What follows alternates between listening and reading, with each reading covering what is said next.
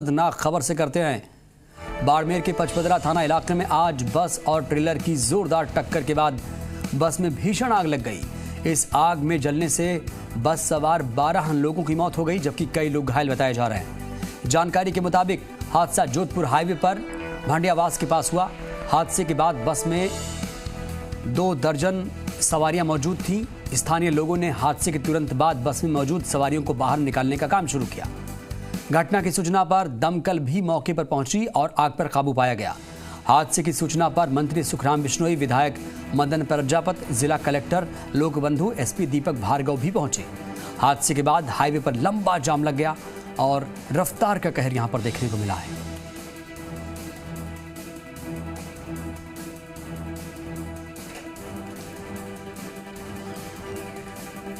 बाड़मेर में बड़ा सड़क हादसा सामने आया है, जहां पर ट्रेलर और बस में जोरदार टक्कर के बाद जो बस थी, देखिए किस तरीके से आग के गोले में तब्दील हो गई है। हालांकि दमकल की टीम तो पहुंची आग बुझाने के लिए, लेकिन तब तक बहुत देर हो चुकी थी और जो बस थी वो खाक हो चुकी है। ट्रेलर में भी आग लगी थी। आप देख पा रहे हैं काले धुएं का गुबार किस तरीके से उठा था। पहले 5 लोगों की मौत की खबर सामने आई थी, लेकिन वक्त जैसे जैसे बीत रहा है मृतकों की संख्या भी बढ़ रही है। अभी तक के अपडेट के मुताबिक बताया जा रहा है 12 लोग इसमें अपनी जान गंवा चुके हैं। ट्रेलर और बस की जोरदार टक्कर हुई थी।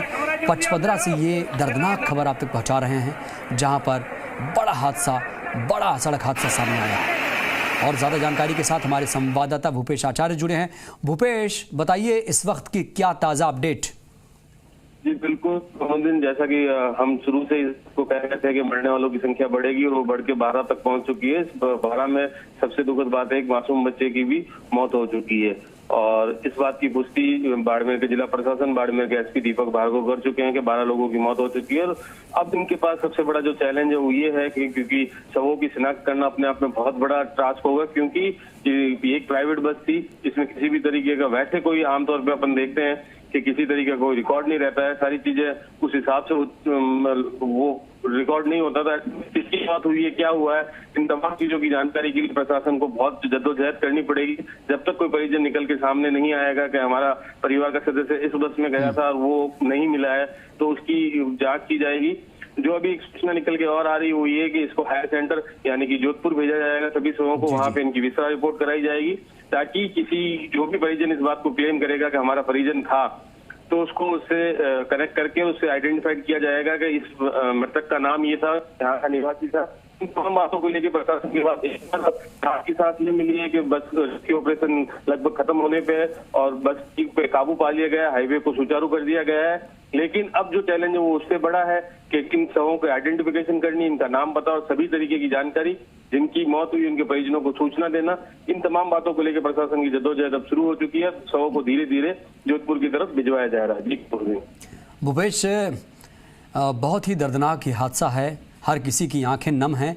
भूपेश, बताइए जो बस थी वो बस के बारे में कोई जानकारी मिल पाई है? कहाँ जा रही थी, किसकी बस है? जी बिल्कुल, इस बस के बारे में जो जानकारी आई है, ये बस MR ट्रेवल्स करके एक ट्रेवल एजेंसी, उसकी बस थी और ये बालोतरा से जोधपुर के बीच में चलती है और ये प्रतिदिन इसी तरीके से बस ये जाती है। और ये लगभग सुबह 8 बजे करीब बालोतरा से अपने जोधपुर के लिए निकली थी और लगभग 9 बजे 9 साढ़े 9 के बीच में हादसा घटित हुआ। और इसमें जो जानकारी निकल के सामने आई, जब बालोतरा से बस निकली तब इसमें 25 सवारियां थी और ये बालोतरा से लगभग 30 किलोमीटर दूर जाके हादसा हुआ। तो ऐसे में बस ने बीच में जो सवारियां भी ली होगी और कुछ लोग और भी चढ़े होंगे, तो उनका अभी तक जानकारी नहीं आई, क्योंकि जैसे कि 12 लोगों की मृत्यु की पुष्टि हो चुकी है और उसके बाद 25 लोगों को, घायलों को हॉस्पिटल में रेफर किया गया। उन 25 में से 8 गंभीर है, जिनको जोधपुर पे रेफर किया गया है। तो आप इस बात से अंदाजा लगा सकते हैं 25 और 12 लगभग 35 से 37 लोगों की पुष्टि हो चुकी है इस बस में सवार थे। इसके अलावा और कितने लोग थे, क्या थे, या कोई ऐसा सवारी जो बीच में कहीं उतर गया, तो ये सारी चीजें अभी बहुत बिल्कुल। भूपेश, आप बने रहिएगा हमारे साथ। तो बेहद ही दर्दनाक हादसा, बेहद ही ये दर्दनाक खबर, बड़ी खबर, जहां पर देखिए किस तरीके से ये बस थी, काले धुएं का गुबार। और इस बीच बाड़मेर में हुए सड़क हादसे पर सीएम अशोक गहलोत ने दुख जताया। सीएम गहलोत ने ट्विटर पर शोक प्रकट करते हुए लिखा कि संबंध में जिला कलेक्टर से फोन पर बात की है। राहत एवं बचाव कार्यों के संबंध में निर्देश दिए गए। घायलों का बेहतर से बेहतर इलाज सुनिश्चित किया जाएगा, ये मुख्यमंत्री भूपेश बघेल ने कहा। मुख्यमंत्री अशोक गहलोत ने ये बड़ा ट्वीट किया है।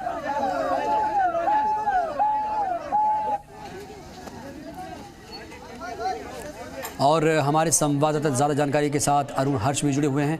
अरुण, लगातार मुख्यमंत्री अशोक गहलोत की तरफ से भी संवेदनाएं प्रकट की जा रही हैं, और बताइए जो घायल हैं जिनको जोधपुर में इलाज किया जा रहा है, बताइए उनकी स्थिति कैसी है, डॉक्टर क्या कह रहे हैं?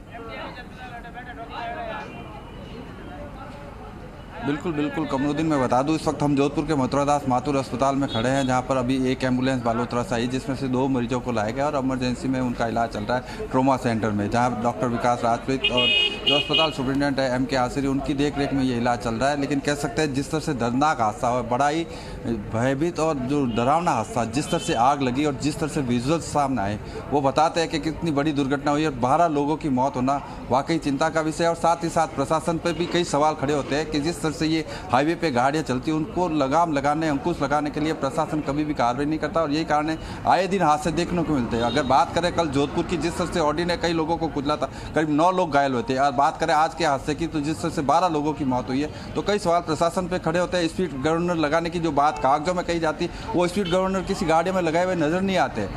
परिवहन विभाग है जो लाइसेंस जिन लोगों को देता है, ऑटोमेटिक ट्रैक लगाया जोधपुर में, लेकिन वो सक्सेस नहीं हुआ है। तो ये जिस तरह की लापरवाही प्रशासन की है, उसके कारण से जो हादसे बढ़ते जा रहे हैं। भले ही केंद्र सरकार ये प्रयास कर रही है कि जो पूरे देश में 30% जो है दुर्घटनाओं में कमी रोकने के लिए दिशा में काम किया जाएगा, लेकिन कई ऐसे हाईवे है, कई ऐसी सड़कें जहाँ घुमावदार मोड़ है, जहाँ स्पीड ब्रेकर होने चाहिए, जहाँ बोर्ड लगे होने चाहिए, वो लगे हुए नहीं है। और यही कारण है कि जिस तरह से ये ट्रेलर और बस की भिड़ंत हुई है, जिसमें 12 लोगों की मौत गई है। कमरुद्दीन, अरुण जानना चाहेंगे आपसे कि चिंता जताई, कल बात करें। बिल्कुल अरुण, जानना चाहेंगे आपसे कि अभी कितने लोगों को अस्पताल में भर्ती किया गया?